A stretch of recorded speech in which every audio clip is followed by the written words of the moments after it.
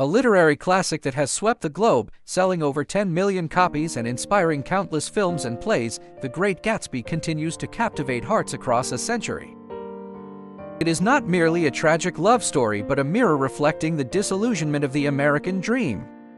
Today, let's step into Fitzgerald's jazz age to explore Gatsby's greatness and the cracks of his era. Chapter 1: The Illusory Light of the Jazz Age. In 1920s America, the melodies of jazz intertwined with the fizz of champagne, masking societal fractures beneath a veneer of economic prosperity.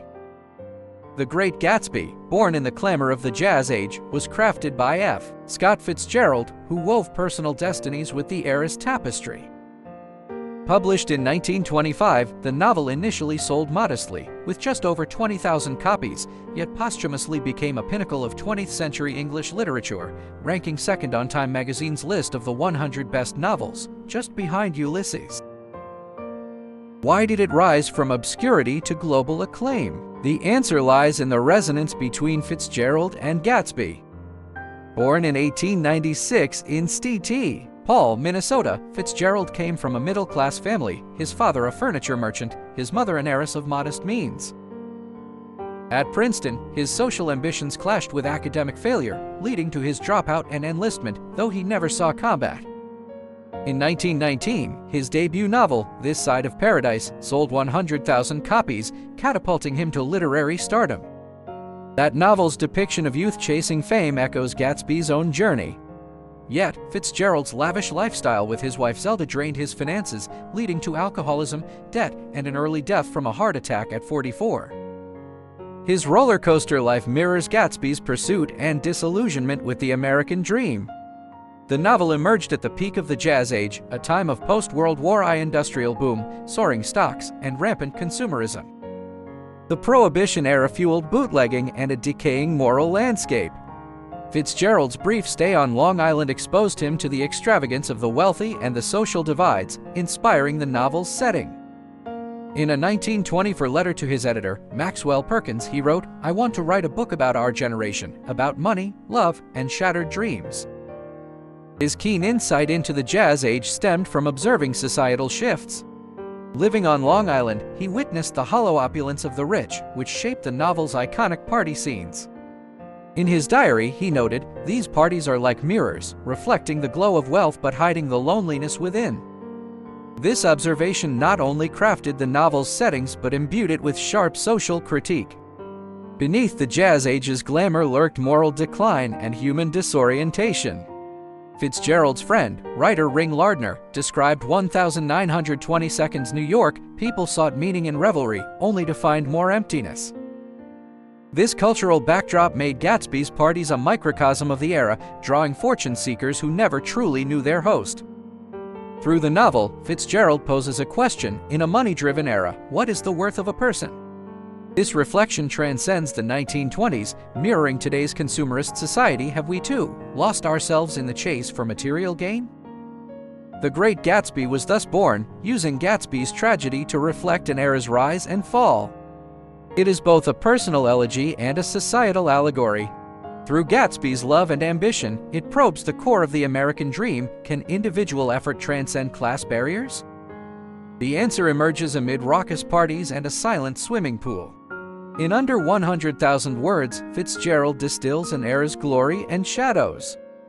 What truths hide behind the jazz age's splendor? Let's follow his pen into Gatsby's world. Chapter 2: Gatsby's Arc of Destiny. Jay Gatsby, a name that shines like a beacon, carries boundless dreams and tragedy. Who is he? A mysterious tycoon or a dreamer clinging to the past? The novel's protagonist, born James Gatz in a poor North Dakota farm family, changed his name at 17, determined to escape his humble roots. His rise was no easy path but a vivid emblem of the American dream, transforming fate through effort. Gatsby's youth brimmed with ambition. At 17, he met Dan Cody, a wealthy yachtsman whose lifestyle opened a window to riches.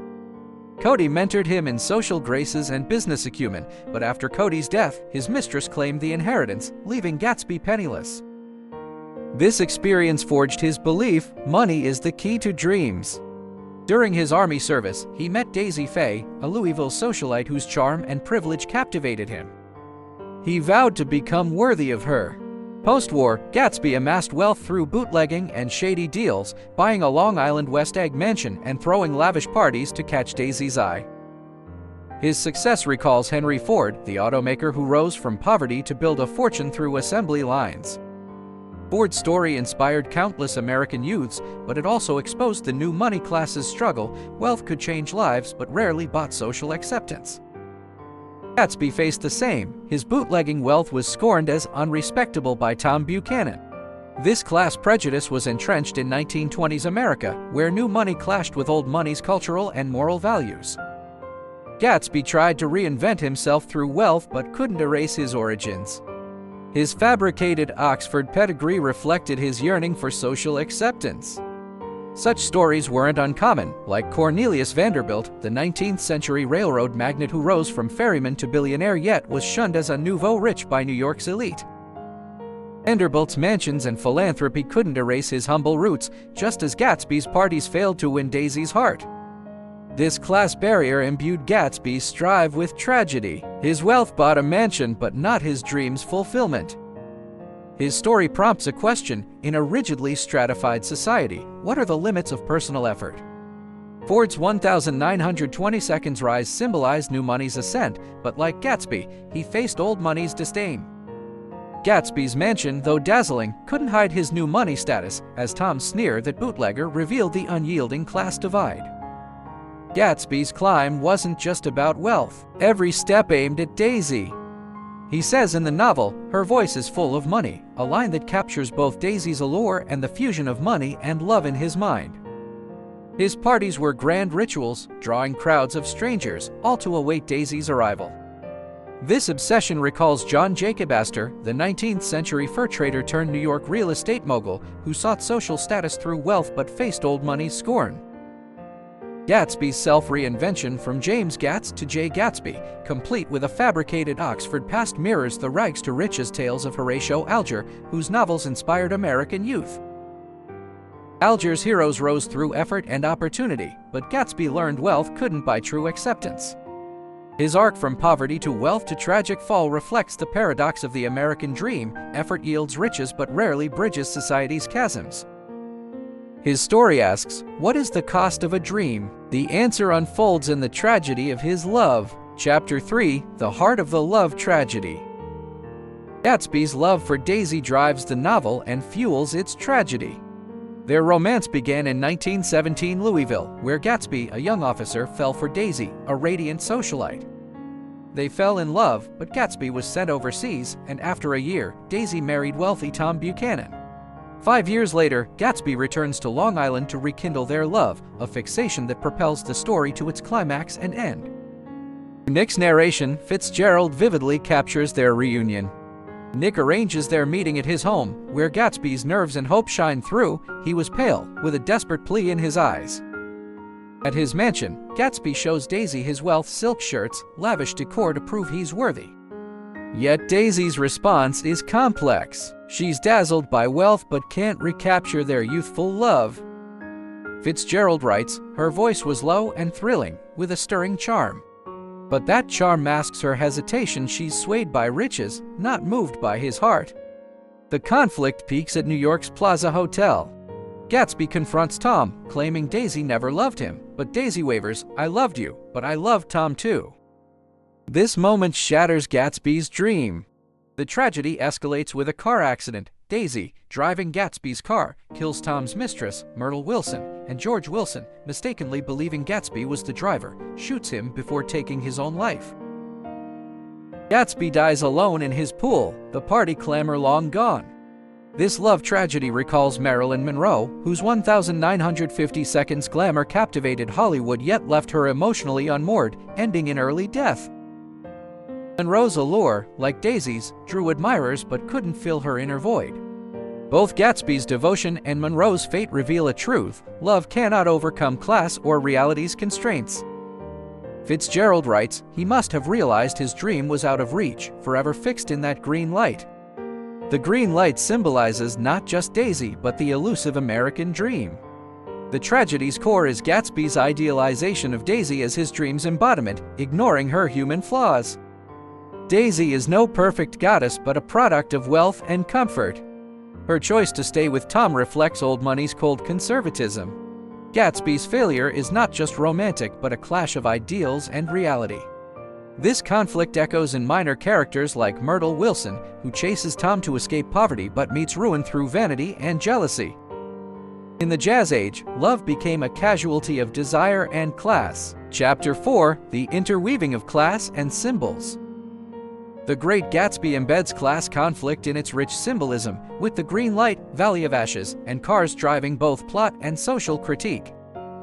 The green light on Daisy's dock represents Gatsby's hopes and dreams. As Fitzgerald writes, Gatsby believed in the green light, the orgastic future.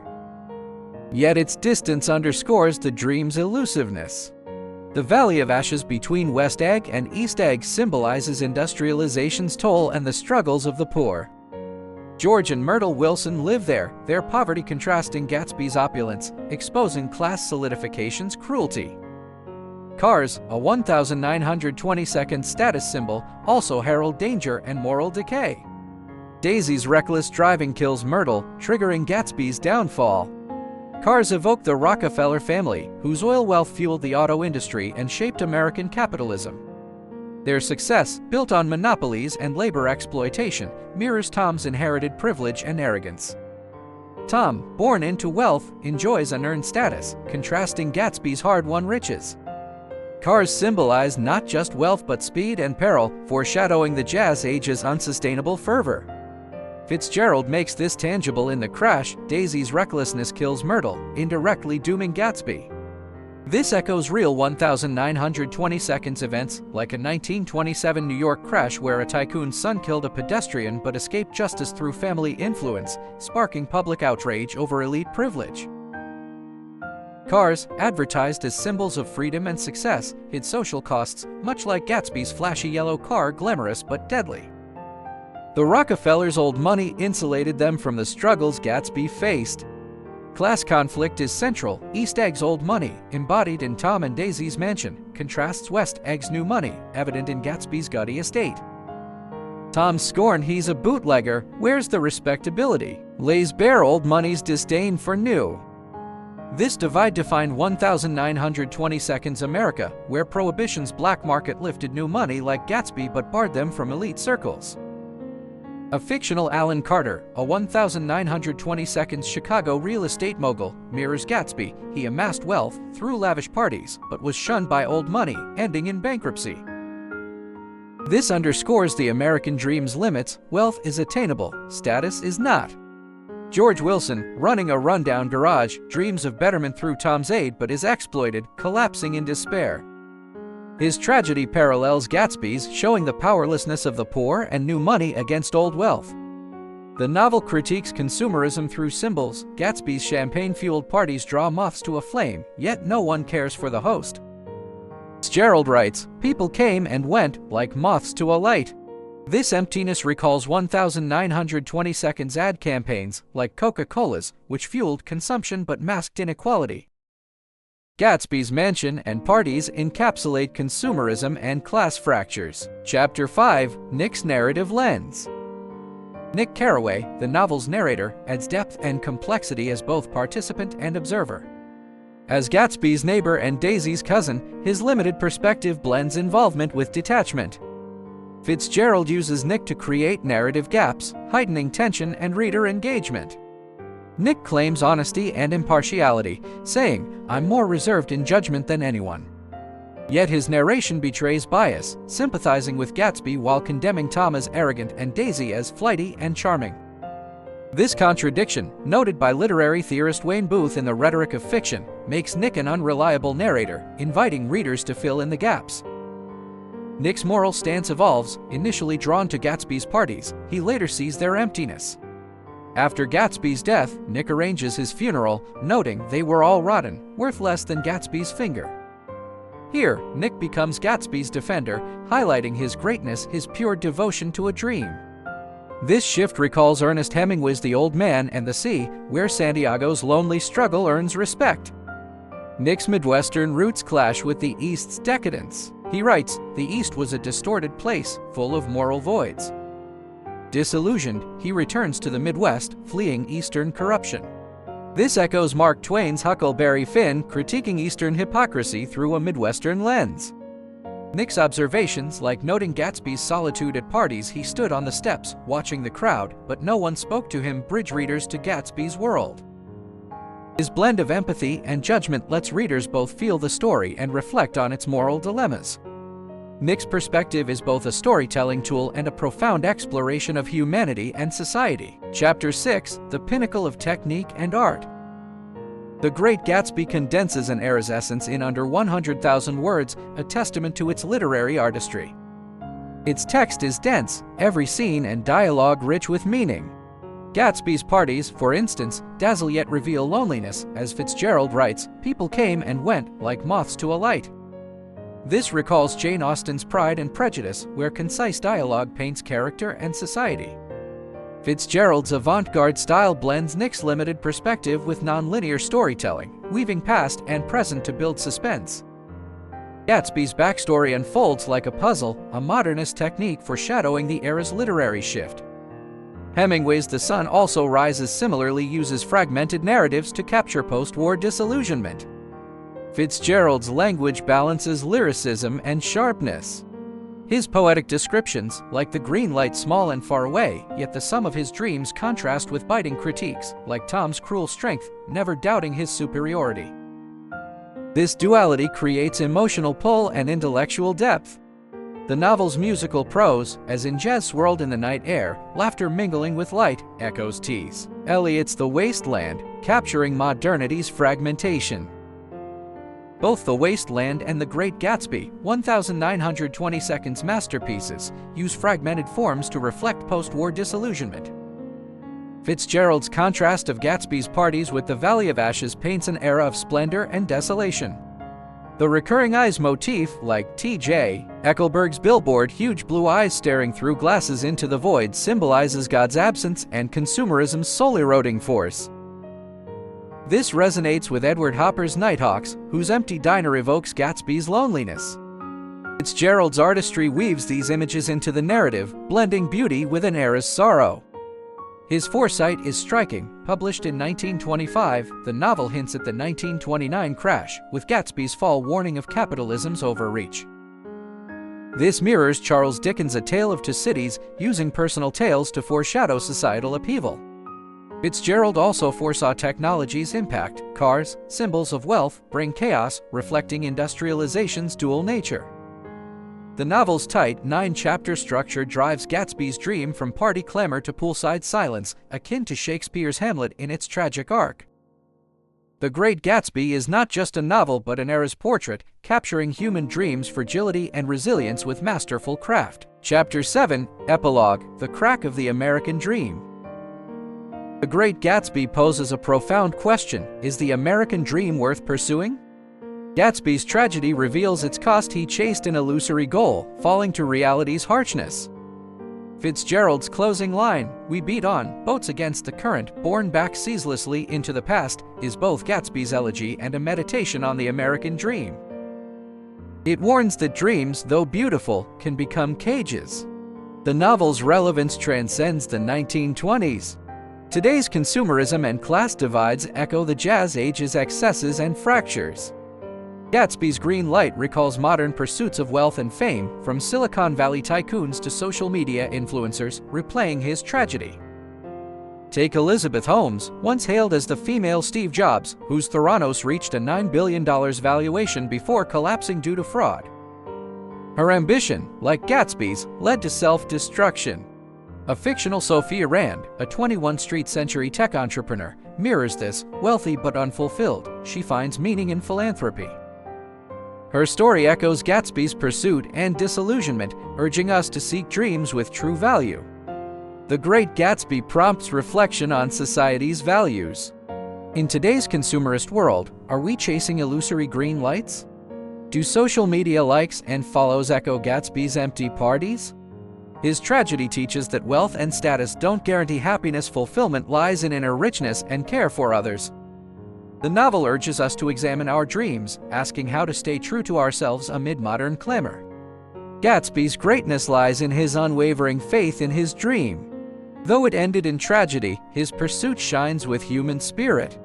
We all carry a green light: love, career, or ideals.